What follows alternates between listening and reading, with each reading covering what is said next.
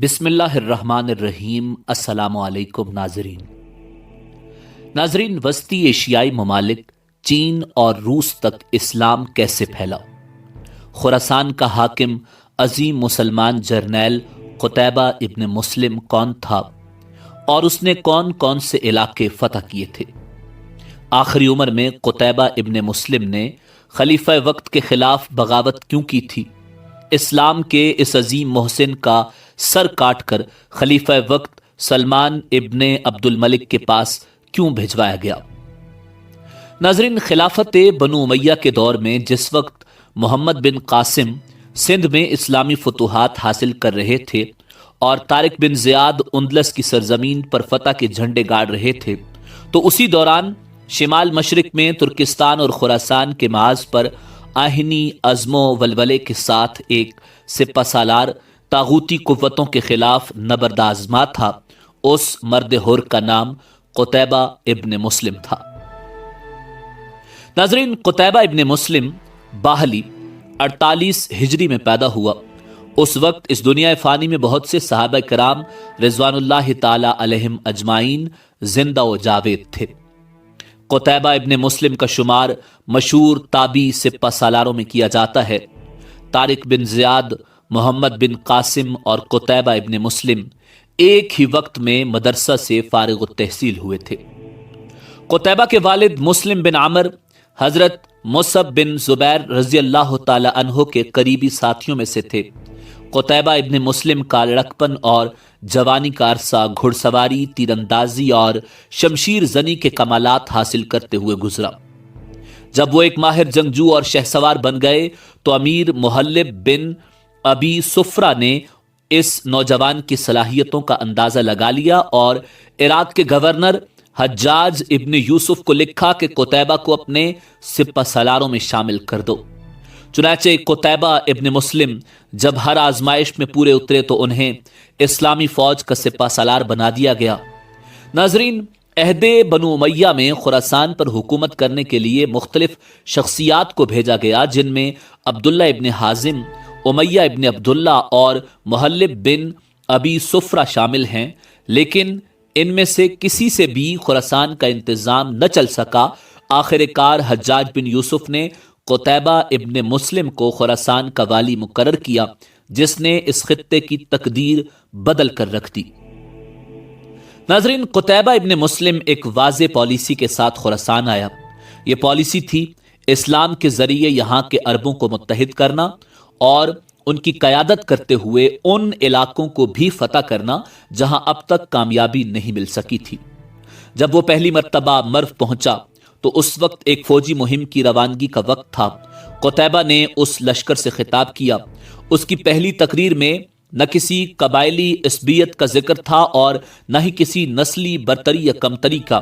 اس کی باتیں تمام مسلمانوں کے لیے تھیں، چاہے عربی ہوں یا عجمی، اور اس نے اسلام کے نظریہ جہاد پر زور دیا۔ یہی وجہ تھی کہ قتیبہ کی آئندہ فتوحات میں مقامی مسلمانوں کی بڑی تعداد نظر آئی۔ ناظرین، قتیبہ ابن مسلم کی پہلی مہم افغانستان میں دریائے آمو کے جنوب میں تخارستان کا علاقہ تھا۔ یہاں کا سب سے اہم اور بڑا شہر بلخ تھا، وہی بلخ جو اگلی کئی صدیوں تک اسلامی دنیا کا نمایاں ترین شہر رہا۔ 706 عیسوی میں قتیبہ نے بخارا اور امول کے درمیان واقع اہم شہر پیکند کو فتح کرنے کے لیے قدم بڑھائے۔ 712 عیسوی کا سال مسلمانوں کے لیے بڑا اہم تھا۔ قتیبہ نے سن 712 عیسوی میں سمرقند فتح کیا۔ یہ وہی سال تھا جس میں طارق بن زیاد نے اسپین میں وادی لکہ کے معرکے میں عظیم کامیابی حاصل کی تھی، اور اسی سال محمد بن قاسم نے سندھ کی فتح مکمل کی تھی۔ قتیبہ ابن مسلم نے 94 ہجری میں کابل کو فتح کیا۔ ناظرین، اسلام کے اس رجل عظیم نے خوارزم، بخارا، سمرقند، بلخ اور کاشغر تک کے علاقوں کو فتح کیا۔ وہ جس طرف رخ کرتا وہاں اسلام کے جھنڈے لہرا دیتا تھا۔ سن 713 اور 714 عیسوی میں شاش اور فرغانہ کی جانب 2 مہمات بھیجی گئیں، جن کے بعد مسلمانوں کے قدم کاشغر تک پہنچے۔ 713 عیسوی میں اسلام کے اس عظیم سپوت نے چین کے بادشاہ کے پاس اپنے ایلچی بھیجے۔ چین کے بادشاہ نے جنگ کے بجائے صلح کو ترجیح دی اور تمام شرائط قبول کرتے ہوئے مسلمانوں کی اطاعت قبول کر لی۔ یوں اسلام کو چین تک پھیلانے میں اس مرد مجاہد کا کلیدی کردار تھا۔ ناظرین، خلیفہ ولید بن عبد الملک کی وفات کے بعد اس کا چھوٹا بھائی سلیمان بن عبد الملک خلافت عباسیہ کے تخت پر بیٹھا، جس کی حجاج بن یوسف اور قتیبہ بن مسلم کے خلاف دیرینہ عداوت تھی۔ قتیبہ بن مسلم کو اس بات کا احساس تھا کہ سلیمان کی خلافت میں اس کے ساتھ کس قسم کا سلوک روا رکھا جائے گا۔ چنانچہ امیر خراسان قتیبہ نے جب سنا کہ ولید فوت ہو گیا ہے اور اب اس کی جگہ نیا خلیفہ اس کا بھائی سلیمان بن عبد الملک ہے، تو اس نے خراسان کی تمام موجودہ فوج اور سرداران لشکر کو جمع کر کے اپنی اس رائے کا اظہار کیا کہ سلیمان بن عبد الملک کے خلاف بغاوت کی جائے اور اس کی خلافت سے انکار کیا جائے۔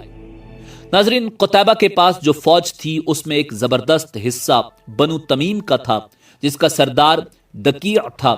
دقیع نے قتیبہ کی مخالفت کرتے ہوئے لوگوں سے سلیمان بن عبد الملک کی بیعت خلافت لینا شروع کر دی۔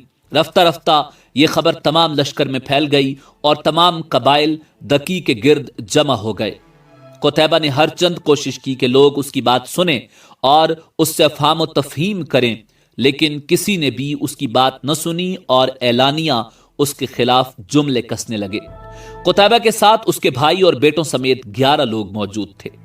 آخر کار لشکریوں نے قتیبہ کی ہر چیز کو لوٹنا اور جلانا شروع کر دیا۔ قتیبہ کے رشتہ داروں نے اس کے خیمے کی حفاظت کرنا چاہی، لیکن وہ سب مارے گئے اور بالآخر قتیبہ بن مسلم بھی بہت سے زخم کھا کر بے ہوشی کی حالت میں زمین پر گر پڑے۔ کچھ لوگوں نے مل کر قتیبہ کا سر کاٹ لیا۔ قتیبہ کے بھائی اور بیٹے سمیت 11 افراد مارے گئے۔ بنو تمیم کے سردار دقیع نے قتیبہ کا سر اور اس کی انگوٹھی خراسان سے سلیمان بن عبد الملک کے پاس بھیجوا دی۔ قتیبہ بن مسلم خاندان بنو امیہ کے سرداروں میں نہایت بہادر، فتح مند اور نامور سردار تھا۔ ایسے عظیم سپہ سالار کی ایسی دردناک موت انتہائی افسوسناک حادثہ ہے۔ اس بطل جلیل نے 715 عیسوی میں 47 سال کی عمر میں اپنی جان اللہ رب العزت کے سپرد کی۔ تاریخ اسلام قتیبہ ابن مسلم کے نام اور عظیم الشان کارناموں پر ہمیشہ ناز کرتی رہے گی۔ ناظرین، اسی امید کے ساتھ اجازت دیجیے کہ آپ کو ہماری ویڈیو پسند آئی ہوگی۔ ملتے ہیں بہت جلد ایک نئی تاریخی، تحقیقی اور معلوماتی ویڈیو کے ساتھ۔ دیکھتے رہیے info@adil۔ اللہ رب العزت آپ کا حامی و ناصر ہو۔